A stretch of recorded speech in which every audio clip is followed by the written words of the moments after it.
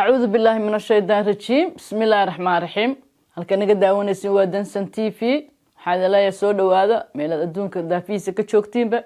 hadii wada sheekayro gosgosa sida caadada noo ahaydba caaw sheekada idin wada waa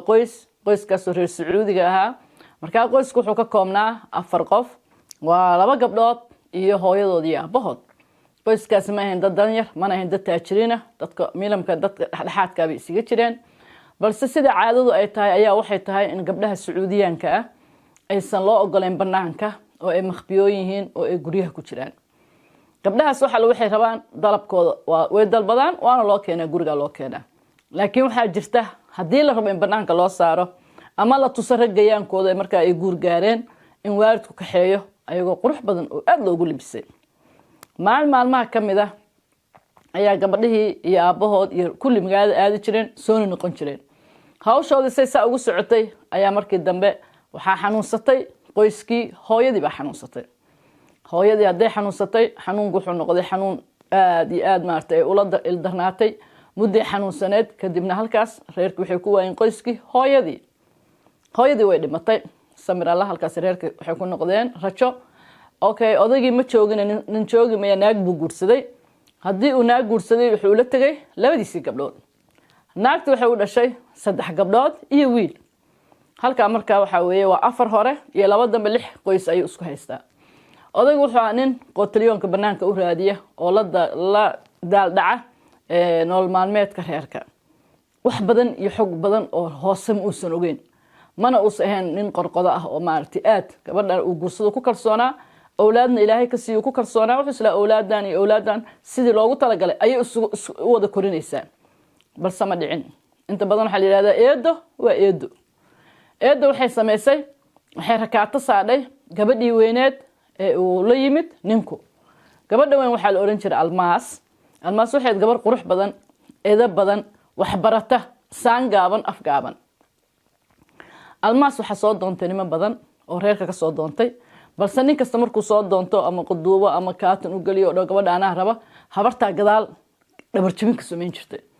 oo ninkii isagoo dhameystirnin ama arooskiiba la gaarin buu dhaxda ka boodaa oo dhaamay bis waa soo khaldama gabadhu way garan weydo cilada ilaa 10 nin ilaa 9 nin waa soo doonteen laakiin gurigal iyo aroos midna ma leh way iska aamusi jirtay waxay dhigtay si u jiraan ma aysan fahamsaneen laakiin waxay dareemaysay cadaadis iyo culays iyo nacayb iyo danimo aad u dareemaysay maalmaha kamida ayaa waxa dhacday in wiil soo doonay wiilkii wuxuu noqday mid ku adkaysta inuu guursado habartu waa u daydiso waa arab laalaaso tan kayr ma guursatido tan saas naf umaliyo mayu dhahay ani tan ay qalbigayga gashitaan aan rabaa adiga meelu ilaahay ka wada gabadhii guurkii waa u hagaagay way guursatay waa la guri geeyay guur aroos qurux badan baa loo dhigay shacab aad u tira badan baa u yimid halka ayay wax ku heshay nasiibkeedii bacdi guur maxaa dhacay marka arooska kadib ayay cilada timid gabadhii markii ay guriga ninkii la gashay ay guursatay uu ku faraxsanaa uu dahab ka bixiyay oo xoolo badan ka bixiyay sidii uu rabay uma aysan noqon macnaha sidii uu rabay uma noqon maxay noqotay in gabadhii markii la damco inay habeenkii u soo dhawaado ama ay seexdaan inay u arkayso si kale oo gabadhaas marka korkeedu inta wax ku soo dagaan ay baqayso qaylinayso habeen ma aha oo 2 ma aha oo 3 ma aha aad u baqay uu yaabay waaga duubray gabadhu waa caadi inta qoraxda soo jeedo inta iftiin tahay ma sha Allah waana qof edab lagu yaabay maalinta dambe wuxuu yiri inta ka badan anigu ma adkaysan karo wax badan baan maartay ka aamusay wax badan baan yaabanahay inta ka badan maya waxaan sameeynayaa buu yiri reerkiini baan ku celinayaa hadii aan reerkiina ku celinayana dahabkeygii waa in la ii soo celiyaa waayo anigu gabar meesha kuma arag waxay tilmid ii suubi facal khair ii suubi dadka facal khair bay isu suubiyaan maxay tuur facal khairka ku suubinaa waxay tirani eedahay ugu celin at least hadaadan aniga rabin oo ugu faraxsaneen booyaas jaariyad iga dhigo guriga aan qayb ka joogo naag alla naagta jecesha soo guursa keenso ana raali kaaga hana ifurin hana inaagaysanin hana erin guriga aan qayb iska joogo uu yaab arintu waxay noqotay fajac hay celinin eedaha ii celinin guriga ha iga saarin qol qaybaha kamid iska kaysii iska keen dugaashado waayo aan dhib badan baan soo maray hay ugu celin dhibkii hadaad wiil walaalkay musna tahay arintii uu qaadi waayay wuu fakaray gabadha seeda kale waa qof insaan waa qof fiican waa qof rixina subax dhanku soo toos qadadiisa cuntadii guri kaala arag بعد المغرب gabadhan waa qof kale wiil saaxiibkiisa marka uu tagay wuxuu dhahniyo gabar baa soo guursaday oo ogtahay haa uu dhahay gabar qurux badan soo guursaday gabadha qurux badan tahay laakiin qurux habeenkii ma jiro maalinkii oo qurux badan tahay habeenkii waa qof kale ama waa ooyeysaa ama waa iga baqaysaa ama way sasaysaa maxaa sameeyaa talaa wuxuu yiri waxa sameynaysa marka aanu ku sheegaya haye gabadhan aan quraan saarno dhahay waxa suuragal ah inay cabsi badan iyo dhib badan qabtaysa ku sheekan haye waay sheekh waa gabadhii loo kaxeeyay quraan baa lagu bilaabay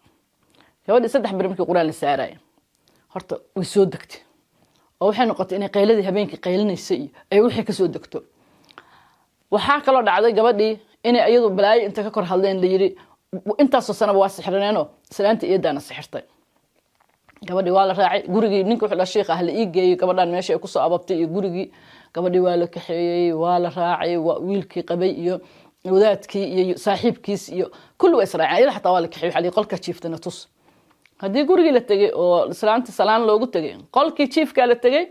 sariirteedii baa la baaray mase gabadha sariirteeda hoosteeda balaayo habarta inta sa ugu gunto balaayo u gelis taasay ula jeeday yeena ka guursan gabdhahaaga yee dhaafin guriga yee ka tagno ku shaqeyso macna ayadu kale waa cilad ayadu ay wadatay ninkii aad buu ugu xanaaq sheekh wuxuu ku dhahay qof xun baa tahay eedo xun baa tahay ilmahaaga oo kale weeye hooyadeed way dhimatay maxaa kugu kalifay way sheegtay marka waxa ugu kalifay bay tiri aabaheed markii aan guursaday sheekooyinkiis inta ugu badneed wuxuu ka sheekeyn jiray hooyadeed marka maseer baa ii galay bay tiri habeen kasta marka sheekeysano aniga ninkii waa rabaa oo isku cusubnay wuxuu leeyahay al naagteedu seeraaliye u heed habeenkii ma seexdo waa soo xasuusta naagteedu waxay siin jirtay naagteedu ku xiran waxta naagta markuu iga badbadiyay ee gabadheedan weyn oo akad aad u qurux badneed anu ayada saas horta colaad ugu qaaday tir aabaheeda maqlay arrintu waxay noqotay arrin fajac oo familkeedii reerkooda yimaadaan balse eedadii aabihii wuu xanaaqay wuuna qaadan waayay arrintii halkaas uu ku dalaaqay maxaa soo haray odayga haduu dalaaqay albaabku ka baxay gabadhii waa caafimaad ma sha Allah ninkii uu biskootay in madambu ilaahay ka siiyay guri weyn raas weyn noqotay asagaana iyadaana lahayd maartay inay codsato codsigaas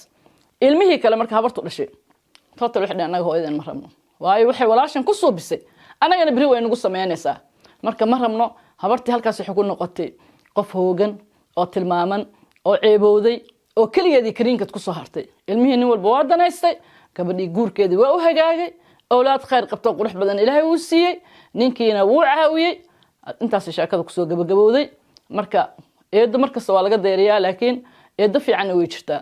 inta is kulan dam waxaan leeyahay salaamu calaykum wa rahmatullaahi wa barakaatuh